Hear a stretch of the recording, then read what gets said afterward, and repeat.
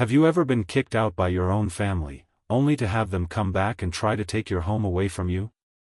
This is not a movie, this is my life. I'm a single guy in my early 30s. For years, I was the forgotten son, bullied by my younger brother and ignored by my parents. When the pandemic hit, I lost my job and ended up living in a camper on the streets while my brother and his family crowded into my parents' tiny house. Yet, once I finally scraped together enough to buy my own home, my entitled family showed up unannounced, demanding I hand it over to my brother. They wanted me to live in the camper again, on my own property.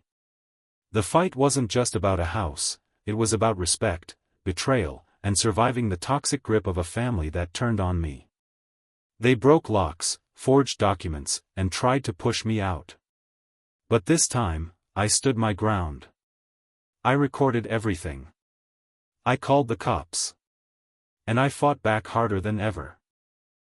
This story is about pain, survival, and reclaiming what's rightfully mine. It's raw, it's real, and it's far from over. Before we begin, let us know in the comments which city you're watching from. Enjoy the video. Growing up was never supposed to feel like a war zone. But for me, it was exactly that, a battlefield made up of silent betrayals, whispered favoritism, and bruises both visible and invisible. My parents had this clear favorite, the brother who came after me, 3 years my junior.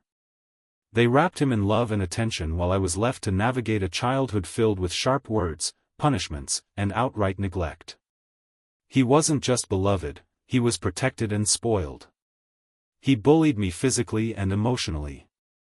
The teasing and the taunts left scars deeper than any childhood scrape.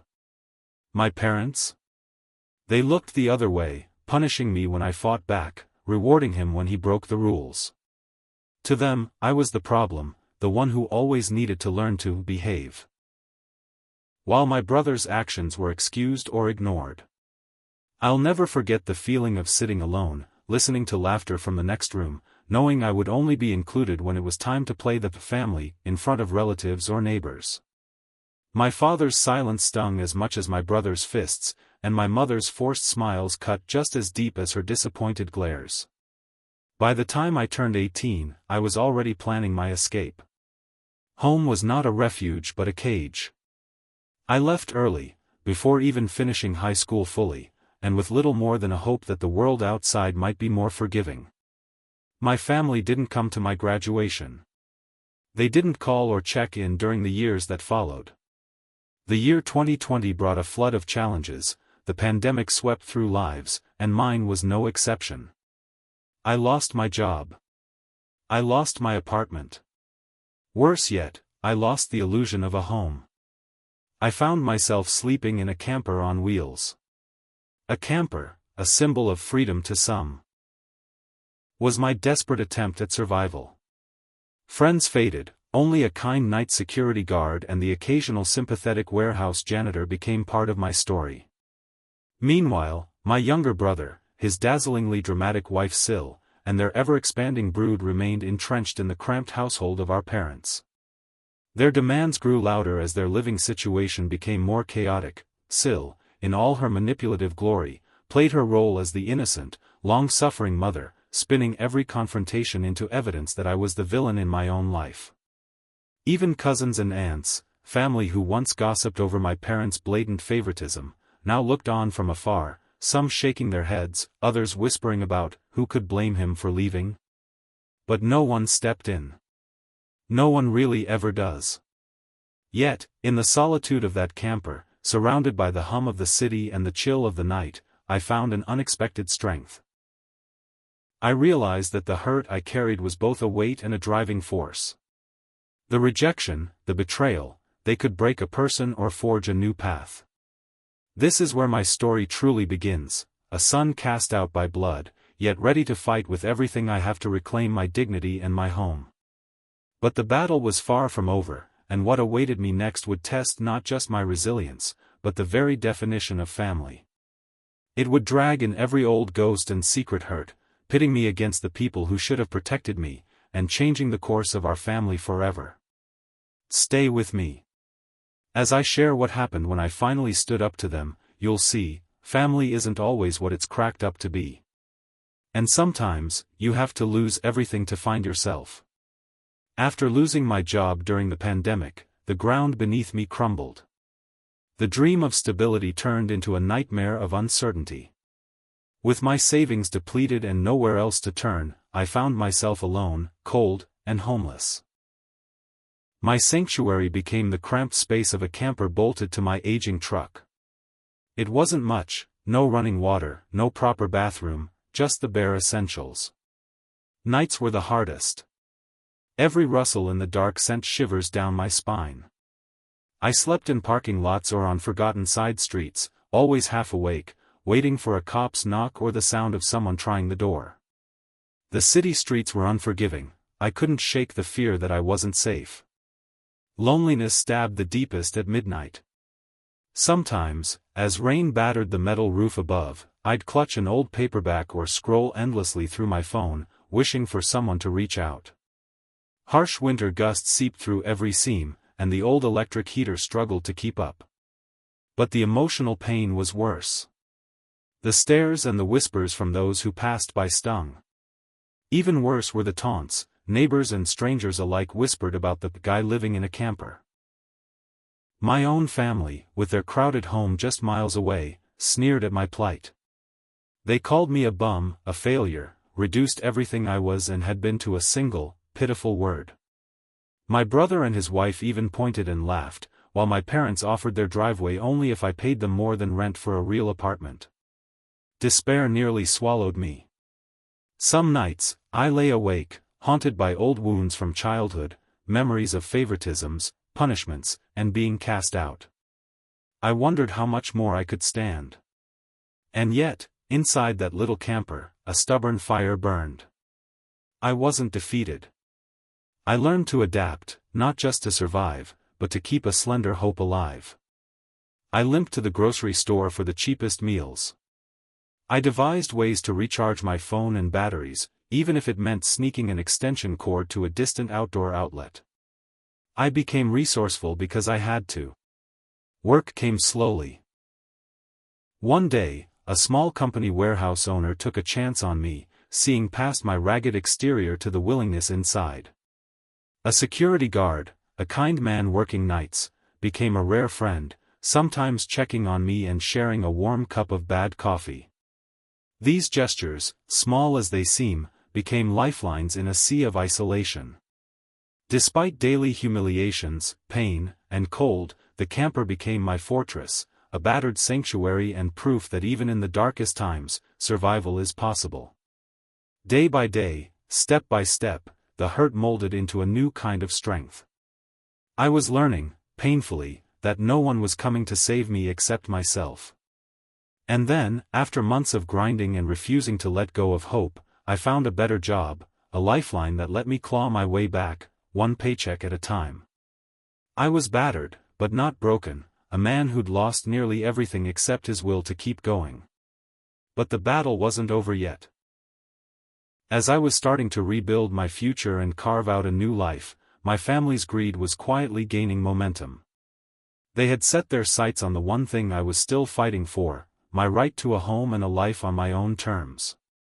You won't believe what happened next. The day I finally walked through the front door of the manufactured home I'd been dreaming about felt surreal. After years of hardship, sleeping in a camper, scraping by, and dealing with the cold shoulder of family, I had a place to call my own. It was modest, just a small property with 3 bedrooms, but it was mine. Nearly every dollar I'd saved went into the down payment, each hard choice and sacrifice stacking up like bricks beneath my feet. Tucked in the backyard sat my old camper, weathered and patient, a silent witness to my battles. For a brief moment, I allowed myself to believe I was safe, victorious, maybe even free. But family trauma doesn't just vanish, it festers. I wasn't naive, but nothing prepared me for how quickly my family would come crashing back, not with celebration, but with the kind of greed that cuts like broken glass. A few weeks after settling in, my parents, brother Dan, his wife Sil, and their chaos of kids arrived unannounced. They didn't knock. They didn't ask. They just barreled through my door like entitled tourists at an open house, laughter echoing off my walls as they poked into every corner, claiming space that was never theirs to begin with. My mother, eyes scanning the furniture I'd scraped and scrounged to acquire, muttered about all this extra space being wasted on someone with no wife or kids. Dan, never missing an angle, reminded everyone how close my place was to his job, like proximity alone entitled him to my future. Sil flashed smug, knowing glances, the kind that let me know I'd soon be fighting for my dignity all over again. That sense of achievement I'd felt. It splintered. Dan cornered me when the others filtered out to the porch. His eyes were determined, voice steady in its entitlement. "This house is too much for you," he said flatly. "Let me move in with my family. You can take the camper in the backyard." It was less a question than a demand, a punch to the gut wrapped in familiarity. No talk of rent, no respect for my sacrifices, just this relentless assumption that my life, my home, could be split apart for his convenience. It was as if every childhood slight had returned, matured into something far bolder.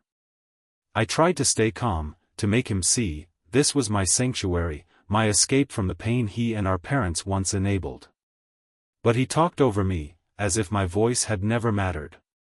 Then, the entire family descended, my parents, Dan, and Sil, pressing hard, converting my living room into a courtroom. "Just do it for Dan," they chanted, over and over, their voices escalating, drowning out my pleas. Sil, never shy in her dramatic flair, launched into a tirade about how I was dooming their family, leveraging her pregnancy as a weapon against my refusal. I held firm. That's when it boiled over. Sil lunged, striking my face before Dan held her back. I'd never felt so betrayed, so exposed. Not only did they want my home, they wanted my humiliation too. But years of surviving in a camper had taught me the power of holding my ground. I held up my phone, recording the chaos, the accusations, the drama, determined not to lose everything I'd fought for. When the police arrived, it was utter chaos. Dan and Sil locked themselves inside, changed the locks, waved around forged papers with my fake signature, desperate to stake a claim by any means necessary. It was a siege, not just on my property, but on my very sense of self-worth and hard-won independence. Through it all, I stood my ground. I faced the police and my family, my voice steady for the first time in years. "This is my house, my life. You will not take it from me." The day ended with my family forced to pack up and walk out, their bitterness exposed for the world, and the police, to see. But as my front door finally closed behind them, I didn't feel victorious. I felt shaken, fragile. The cracks in my family were deeper than ever, trust shattered, and I knew this winter storm in our lives was far from over. What happened next would push me to the very edge, testing the limits of loyalty, forgiveness, and what it really means to call a place home. Stay tuned. Because as this story unfolds, the true cost of family, and freedom, will finally be revealed. The tension was palpable that day when the police arrived at my doorstep, summoned by none other than my own blood, my brother, my parents, and Sil, who had just illegally tried to seize my home. I stood in my own front yard, every scar of childhood mistreatment pulsing beneath the fresh sting of betrayal. The home I'd worked so hard for, the symbol of my survival, was now ground zero for a family siege. 4 officers in total, eyes weary, voices flat with the exhaustion of too many domestic disputes, asked me for ID and listened as I laid out the chaos. I walked them to the porch, pointing out the broken, drilled-out lock and the set of cheap drill bits my brother and Sil had left behind. It was both laughably stupid and heartbreakingly real. Inside, Dan and Sil were barricaded with my possessions, refusing to open up. The police tried to reason with them, but logic bounced off them like rain on stone. And when they finally emerged, they produced their piece de resistance, a rental agreement, purportedly signed by me, my name badly forged in childish scrawl. I could only stare in disbelief at their audacity. My emotions spun between anger and humiliation. It wasn't just about losing a house anymore. It was a direct assault on my integrity and everything adulthood and hard work had bought me. Luckily, the officers remained unimpressed. They took statements, asked pointed questions, and made it clear to my family that squatting in my home under false pretenses, and with a fake rental contract, was a felony, not a family matter. But as the immediate legal circus played out, it was the emotional violence that bore down hardest. Betrayal by your own, as an adult, after years of being devalued as a child, seared deeper than anything I'd faced living homeless in a camper. I looked into the faces of my brother and parents and saw strangers. The question pounded in my chest, could I forgive them? Did they even want forgiveness, or just another thing from me? Even amid the mess, a few officers pulled me aside. A young detective whispered that she admired my nerve, that most people would have caved to family. It takes guts to fight your own blood. An older officer, mustache bristling, told me, you'd be surprised how common this kind of hell is. You're not alone. Don't let them make you feel like you are. When the dust settled and my family had been removed, it was my brother who handed over the keys to the new lock he'd installed. Not handed, really, more like hurled down the street in a fit of childish spite. I fished them from a storm drain as cops looked on, each key a tiny, petty victory reclaimed. But even as the storm passed, my parents ramped up their campaign. My mother bartered, wept, begged for a deal to do it for Dan, making empty promises and guilt-soaked threats. I refused, no longer the boy hiding in his room, but someone who could finally stand his ground. Sill's rage in all this reached a fever pitch, ending in a violent attack against me and a new police report, a paper boundary where family ties had already snapped. The emotional and legal battle lines were clear. I had the law. I had my own voice. Each wave of drama taught me that winning isn't just about keeping a house, but about holding on to self-respect when those closest to you try to tear it away. That day was not the end, but a new beginning in the fight for my own narrative, my own limits, and my autonomy. As the door closed behind the officers and my family retreated for now, I knew deeper storms were brewing. But this time, I was ready. And what followed would test the limits of family, forgiveness, and the price of inner peace in ways I could never have imagined. Stay with me, the heart of the battle is still to come. The collapse of Dan and Sill's marriage felt like a slow-motion train wreck, one that left shockwaves throughout a family already hanging by a thread. Dan's transformation was startling. The arrogant, favored brother who'd once mocked my misfortune staggered to my camper, a whiskey bottle in one scarred hand, the pain of betrayal carved across his face. In those raw moments, I glimpsed the truth beneath his entitled mask. He was lost, wounded, stripped of everything he'd built his arrogant persona upon. For the first time, the power shifted. Gone was the golden child, what remained was a father battered by his own bad choices and a toxic relationship, desperate for any sense of stability. We sat together through dark, quiet nights, old movies flickering on my battered DVD player, games of Uno and Battleship softening the decades of bitter rivalry. There was no apology, not at first, but remorse seeped out in the silences between us, a fragile, unspoken olive branch. Sill, on the other hand, fully revealed the depth of her manipulation and narcissism.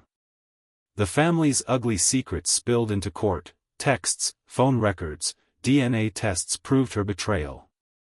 The youngest baby wasn't Dan's. A judge, famed for her contempt for cheaters, stripped Sill of nearly everything, custody, alimony, even her dignity in court. She was left with partial visitation, mountains of debt, and a reputation in ruins. She blamed me, of course, her last weapon before she faded from our lives. Without Sill's drama, our family slowly, painfully shifted. My mother, always the enabler behind the scenes, couldn't keep up her defenses. She apologized, tentatively at first, as if testing the waters with every "I'm sorry" that tripped from her tongue. My father grew more silent, but the heat in his stare was replaced by resignation, maybe even regret. Years of favoritism and neglect echoed in every awkward family gathering, impossible to ignore now that the masks had fallen. Life wasn't magically fixed. The wounds ran deep, the distrust even deeper. But, gradually, a space opened for something new. Dan, financially drained and emotionally hollow, moved into my old camper so his eldest son could have a room of his own. It was a bizarre echo of my own past, but this time it wasn't about survival. It was about sacrifice, about a parent finally putting someone else first. The younger kids, once wild and distant, warmed up to me as their mother's influence faded. I became the good uncle, in ways I'd never imagined possible, babysitting, guiding, teaching, and yes, sometimes just being a safe harbor when their lives got stormy. As the dust settled, my family wasn't healed, but it was changing. Small gestures mattered, a thank you here, a coffee together there, sometimes just silence that wasn't hostile. My house was still my house, not a trophy for someone else's ambitions. For the first time in years, hope felt real. This chapter closed not with a Hollywood reunion or sweeping forgiveness, but with something more honest, an uncertain peace, hard-earned respect, and the cautious promise of renewal. And as the story moves forward, I finally feel ready for whatever comes next, because standing my ground wasn't just about winning against them, but about finally choosing myself. Stay tuned. The journey isn't over, it's just beginning. In the aftermath of my family's chaos, the betrayals, the legal battles, the bruised trust, I finally find myself in a place of hard-won self-mastery. The journey here was long and grueling, littered with moments where the weight of my past threatened to swallow me whole. There were nights of questioning everything, love, loyalty, my own worth. Yet through the darkness, something unexpected bloomed, peace. Not just the absence of conflict, but a real, bone-deep comfort in owning my story and my choices. For the first time, I feel true command over my destiny and my space. Every fight with my parents, each bitter argument with my brother, every twisted gambit spun by Syl, these were more than obstacles. They were lessons in boundaries. Not just literal walls around my home, but the less visible boundaries that shield my heart from those who take me for granted. I learned the relentless value of saying no, and I finally understood that self-respect isn't handed down. It's claimed, sometimes at great personal cost. Family, I realize now, isn't always defined by blood. Sometimes, it's those who choose you. Tenants who have become friends, guys who laugh and curse through poker nights, neighbors, even that night shift security guard who once watched over my battered camper, all of them prove that chosen family can be the strongest kind of bond.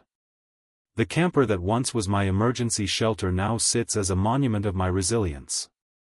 I walk past it sometimes and remember the years I survived in isolation, holding on through the worst so I could build something better.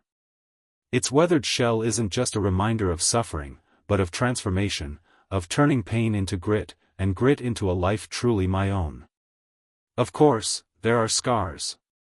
The past isn't so easily surrendered, it whispers, sometimes screams, from the shadows of memory. But I face it now not as a victim, not as the black sheep or the family scapegoat, but as the architect of my world, the guardian of my own peace, and the gatekeeper of my home. I know there will be more storms. Life, after all, is never truly drama-free. But I will face what comes with open eyes, and this time, on my terms. I may stand alone, or I may stand with those who have earned a place beside me, but I will stand unbroken. So, is this ending? Not really. If anything, it feels like the beginning of a new journey, one fueled by self-respect, clarity, and the comfort of genuine freedom. I'm living unapologetically, driven fiercely by the lessons I bled to learn. The story isn't over. The curtain falls only on this chapter, and as I step forward, I do so with strength, ready for whatever comes next. Here's to new beginnings, and to living for myself, whatever tomorrow brings. As I sit here now, after all the storms, betrayals, and battles for something as basic as respect and home, I can't help but let out a long breath I feel like I've been holding for years. It's strange, you know, how all that pain somehow makes you stronger. Every slam of the door, every wound from those I should have been able to trust, left scars, but also taught me what resilience really means.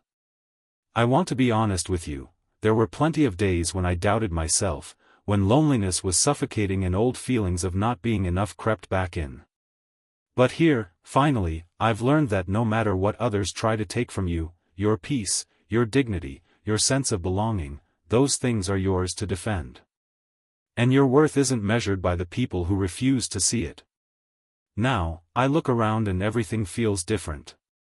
My house is more than just four walls, it's a symbol of everything I fought for: freedom, self-respect, and real comfort. That battered camper out back reminds me of the lowest lows, but also that survival is possible, and growth is real. I can open my doors to friends, share a laugh after a hard day, play poker, maybe even start to date again, and do it all on my terms. To everyone who's watched this video, listened to my story, rooted for me, or even just stuck around this long, thank you, from the bottom of my heart. Your time means the world to me. Sharing all this hasn't always been easy, it's brought back a lot of heavy feelings. But your support, your comments, your encouragement have made a difference. You turned my lonely tale into something so much bigger, something that matters. If you connected with my story, if you found value or even just entertainment from my struggles and victories, please hit like, share this video, and don't forget to subscribe for more. Your feedback and comments not only help my channel grow, but let me know I'm not shouting into the void. Tell me your thoughts, your own stories, or advice. I read every comment, and together, maybe we can help someone else feeling lost find their way home. Thank you for being here. Here's to healing, to growth, and to all of us standing strong. Until next time, take care of yourself, and never let anyone decide your worth but you.